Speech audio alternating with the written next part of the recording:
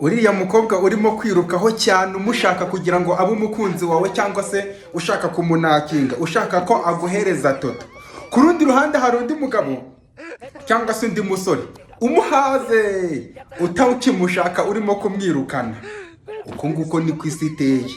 Ngo ibintu byinshi tuba turi kuruhira hano ku isi hari ababa babifite noneho bamwe barimo kubyifuza, abandi babihaze cyane, ukabona n'uwadanje ku buryo hari n'igihe umuntu ahura akanakwiryaho adashaka no kukureba. Ku rundi ruhande hari abagera gataka ati nyemera reka ngumane nawe. Bityo ibyo ngibyo byagakwiye kutwereka iki?